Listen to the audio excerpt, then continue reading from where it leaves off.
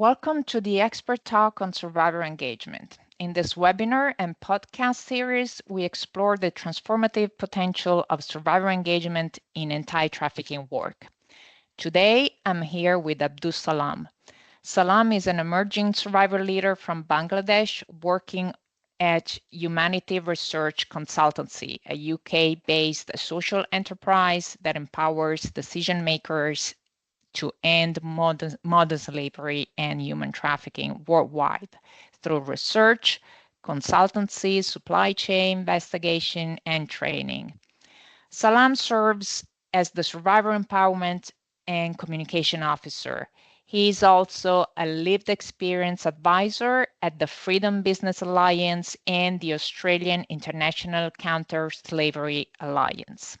Today, he will share his experience and insight on survivor empowerment, meaningful survivor engagement, and the importance of involving survivors in the counter-human trafficking sector.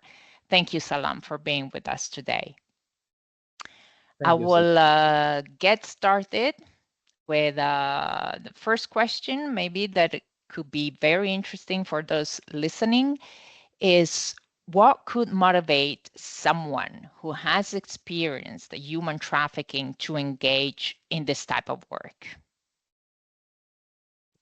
Thank you, Sylvia, for the introduction and inviting me for the podcast and webinar. I'm really grateful and privileged for this invitation. Yeah, it's interesting. Like after being through the horrible experience of human trafficking, now I'm working in the anti-trafficking sector for the last 2.5 years. So even though I have completed my diploma and bachelor engineering degrees in textile engineering, but when I came back after trafficking, human trafficking and forced cyber slavery in scamming compounds, I realized like there are a lot of people, like engineers like me, who can contribute in R&D sector, but there are a lot of people like me who have experienced human trafficking in the past hand and who cares about survivors, who can raise survivor voice, who can represent survivors community, and who can who can dedicate himself to combating this organized crime. And after that, I decided to dedicate myself to fighting against this organized crime of human trafficking and modern slavery. And now I'm here in this sector working. And so, as a survivor empowerment officer, can you explain what survivor empowerment means to you? Survivor empowerment, to me, it's very simple. Like empowering survivor for doing anything or any kind of productive or positive work is survivor empowerment. But if I talk, especially survivor empowerment is to me like supporting survivors to overcome the vulnerability. I mean, after trafficking vulnerable situations, supporting survivors to overcome their trauma, supporting survivors to raise their voice for their rights to their government, and like supporting survivors to reintegrate in their life. Providing these are the supports is to me survivor empowerment. Okay. And when we talk about survivor engagement instead, we always use this little word, which is meaningful. Survivor engagement now is the new black. Everybody talks about survivor engagement. Everyone wants to do survivor engagement. And so we say it has to be meaningful. And what does it mean? And what is the difference between meaningful and not meaningful survivor engagement? Yeah, it's an interesting thing. Like whoever we work in anti-trafficking sector, we engage survivor in our everyday work. So in anti-trafficking world, we work on 4 P's: prevention, protection, prosecution, and partnerships. And in all these 4 parts, we engage with survivors. But there are difference between survivor engagement and meaningful survivor engagement. If I talk about survivor engagement, that's a very simple term. Inviting survivor or involving survivor in anti-trafficking work is survivor engagement, like just doing a tick box exercise. But if I talk about meaningful survivor engagement, that is more than doing the tick box exercise. When I'm saying tick box exercise, how it looks like maybe one organizations, anti-trafficking organizations, making uh, are designing a project about survivor-related things, and they hire survivor as a consultant, and they hired to review the documents and ask them, how do you feel about these documents? And they say, okay, by doing this thing, they say, okay, we involve survivor, we engage survivor in our this work. So is that really a meaningful way to engage a survivor? I don't think so. What is meaningful survivor engagement to me? Inviting survivor in the decision-making table, make them a safe and free space for survivor to share their insights, thoughts. Yeah, sometimes maybe survivors' idea and their perspective, it's not make any sense to professionals. In those cases, we can ask survivor, why do you feel in this way? What's the reason behind this, behind your thought? Then we can get some idea of why the survivor is feeling in that way. Again, like if we really want to engage survivor meaningfully, then we have to share power with survivors. How can I do that? Professionals have to give up their power to empower survivors, and they have to share power with survivors to make the decisions. If we involve survivor in the co-designing of projects or programs, that can ensure meaningful engagement of survivor. If we allow survivor to lead the survivor-related initiative, that can make meaningful survivor engagement. And if we don't do that, if we just say, okay, here we invited some survivor, we had a meeting with them, we asked them, how do you feel about that?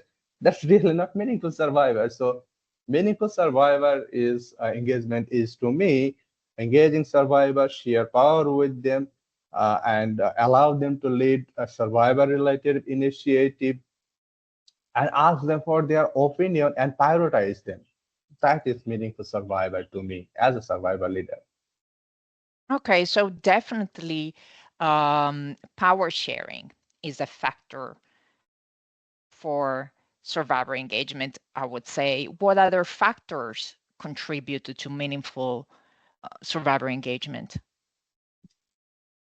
So there are a lot of factors that actually ensure the meaningful survivor engagement, but sharing power, one of the most important things, because power is the things that people don't want it to share. Powerful people always love to be powerful. They don't like to share power with other people. And I would like to share some key factors about survivor engagement that can make differences.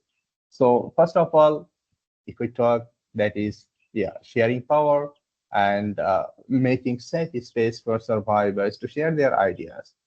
Secondly, I will talk about prioritizing their way of perspective, their opinions, their ideas about this kind of things. And third, I would like to say, like, fairly evaluate survivors and recognize them as an expert in this field. There is another important thing that I would like to share, that is not to do discrimination to your survivor colleagues with other colleagues. Sometimes maybe you can feel, okay, he is a survivor or she is a survivor. He don't have professional background, so he or she may not able to do these things and these things. So we will give them very specific things, just survivor related things. We will ask them for their opinions and their thoughts. So we have to move from that part. We have to treat them as their equal colleague. As you treat your other colleagues, also treat them. And lastly, we should not do babysitting for survivors. Many organizations I have seen, many professionals, they do the babysitting for survivors. Many people think survivors are those people who need only support and care, and they show their sympathy to survivors. Definitely, survivors need help and support and care, but not for the lifelong time. There are certain stages that survivors need help and support, and after that, if you still providing that babysitting, that will be traumatizing the survivor. That will always make them feel you are special. You are not normal people like me or like my other colleagues. Maybe you are a disabled, you are a handicapped, or you are autistic people. You are a survivor. You are not like us. So that will make discrimination. You are doing those cares from the good intention, from the goodwill that you will not hurt your survivor colleague or you don't want it to hurt, but even you don't know, you cannot feel that you are discriminating, you are hurting, you are re-traumatizing your survivors by doing this extra care. So stop doing babysitting for survivors. That's not good. Nowadays, survivors are doing many big things. Even some survivors are leading many organizations at the international stage. They're involving in policy making stage. They're making policies with governments in many countries. So stop babysitting for them. Right. And there's one more thing, remuneration. Pardon, please come again. There's one more factor, I would say, and it's remuneration. Yes. Yes.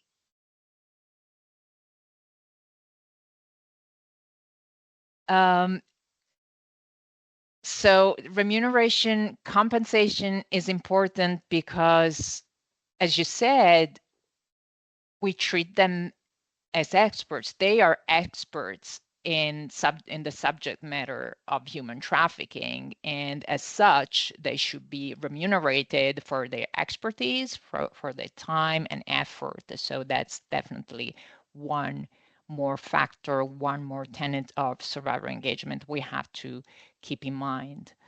Yes.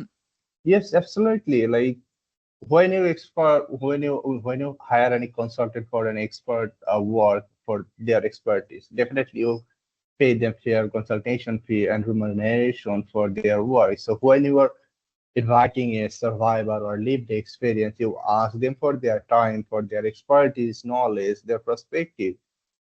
You should also be prepared to pay their remunerations and consultancy fee according to the standard of professionalism consultancy fee. So yeah, every organization has to do that.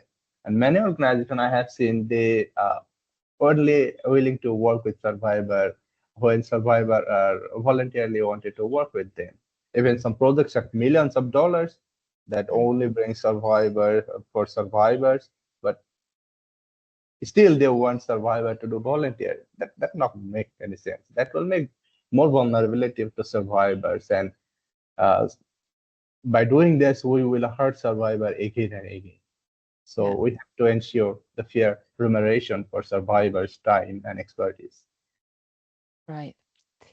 So my last question for you is, why should governments, NGOs, international NGOs, and other agencies, anti-trafficking agencies, engage with survivors? And what tips would you give to an organization wanting to meaningfully include survivors in their work? So where should they begin? Okay, interesting. Yeah, and important. So, uh, survivors, they are the, I will say, more important stakeholder in the anti-trafficking sector.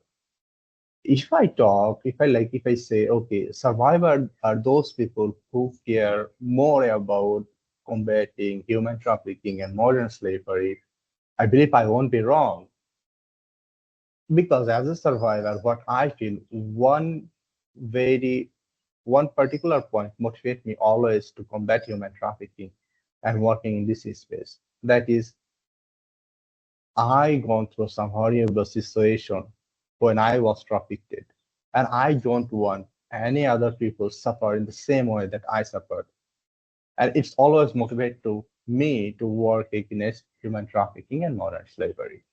And if I talk about survivor inclusions in government, NGOs, and international organization and anti-trafficking organization, they should definitely include survivors because they are the most important stakeholder in this sector. You may know a lot of things, many things about survivor, but you cannot put yourself in a survivor's position. You cannot get the perspective of survivor. So for that reason, and to improve the situation, those survivors went through all these situations, they know how to prevent that or how to fight against those crimes. So for that reason, we should involve survivors in government, NGO, international organizations, and anti-trafficking organizations work. And if lastly, if I talk about your question, so if any organizations or entity wanted to involve survivor in their work, how they can meaningfully involve survivor and where they should begin. So it's an interesting question. And yeah, so simply if I talk about, okay, all the survivors, they're not ready to engage at the same level. If I give my example, if I think like 2.5 years back when I came back after experience trafficking, uh, I was traumatized. I was in vulnerable situations. I had no uh, skills and capacities to work in anti-trafficking sector. And I believe that no organization showed their eagerness to hire me as a consultant or as an advisor. But fortunately, the founder director of our company, Meena Siang, she found some potential in me. So she hired me. She gave me a chance to work with their organization. And when I started working with them, they gave me some very little task. And they find my English is not good. So they hired an English teacher for me to empower me so I can work more smoothly. And always the support, they encouraged me to complete my task. They never discriminate me. And slowly, they find other potentials in me. So in the beginning, they gave me a designation of survivor empowerment officer. But when they find, okay, my communication skill is also good, so they don't limited me and my work only related to survivor. They said, okay, you can also handle the communication part. So they promoted me as a survivor empowerment and communication officer. So I'm not just a person working in an organization and providing insights on survivor related things and leading survivor related initiatives. I'm doing other work also. And after 2.5 years, now organizations are hiring me as a lived experience expert, a lived experience advisor, hiring me as a survivor consultant for their work. It's not happened over the night. So it's depend the organizations that wanted to include include survivor in their organization or their work, what kind of survivor they are looking for. If they are looking for a survivor who are in the initial stage of trauma, I'll say you should not have that person. You should give them that person some time to that person to overcome their trauma. And if some person is already in the last stage of overcoming their trauma, you can hire them. And you have to identify that if that person is now ready to transform his harrowing experience to his strength, then you can hire them. But in the beginning, you have to give him some time. You have to support them. You have to give them some small task, and you have to support them to complete their task. So when they will start working again and they will complete their task, they will feel a happiness inside from them, and they will start loving their work. But if the organization is looking for someone to hire someone like me who is in a way of transformation from the vulnerable survivor to becoming a professional, then I think, yeah, you can think, okay, what are the benefits I can get from or my organization get from this survivor leaders or this person? you have no need to think about re-traumatizing them or caring a lot of caring for them and supporting them for their work. But there are other survivor leaders also who have higher degrees, who have PhDs, and who are like leading some organizations and leading policymaking work. So you have no need to think about when you are going to hiring them. So it's depend whom you are going to hire. Yeah, that's so very true. So thank you, Salam, for your insights, and thanks to those who've been watching this episode of the VoiceOver Expert Talks on Survivor Engagement. I want to mention that this project, the VoiceOver project, is funded by the European Union, whose support has made it possible for us to amplify the voice of individuals with lived experience of human trafficking and foster meaningful dialogue on these critical topics. Please be sure to check out other episodes of the Expert Talks and continue to explore ways to empower survivor leaders and promote ethical, trauma-informed, and impactful practices. Thank you.